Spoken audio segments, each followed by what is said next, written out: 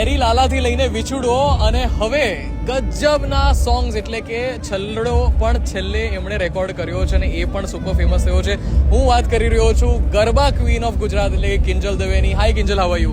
આમ good thank you. અને બહુ જ લોકોનો પ્રેમ છે તમારા માટે, બહુ જ સારો પ્રતિસાદ છે.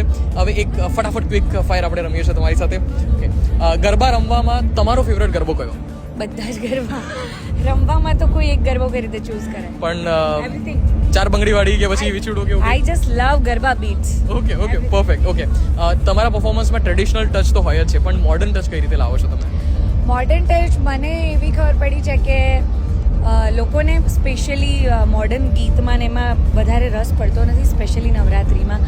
એટલે હું ફેશનમાં કે પછી ક્યાંક ને ક્યાંક વચ્ચે મ્યુઝિક જે ટ્યુન્સ આવતા હોય એમાં અને ખાસ જે બીટ્સ છે એમાં અમે લાવવાનો ટ્રાય કરીએ છીએ. ગરબા મોસ્ટલી અમે એવા જ આ વખતના 10 દિવસના ગરબા જો તમે ઓડિયો સાંભળશો તો લગભગ અમે કોઈ પણ બોલિવૂડ સોંગ કે કોઈ પણ ગીત લીધું નથી, માત્ર માતાજીના ગરબા અને લોકગીત. યસ. અને સ્ટીલ એની અંદર તમે મોડર્ન ટચ આપ્યો. સ્ટીલ લોકોને એવું લાગે કે આ કંઈક નવું છે, આ મજાનું છે. इसलिए तो किंजल दवे.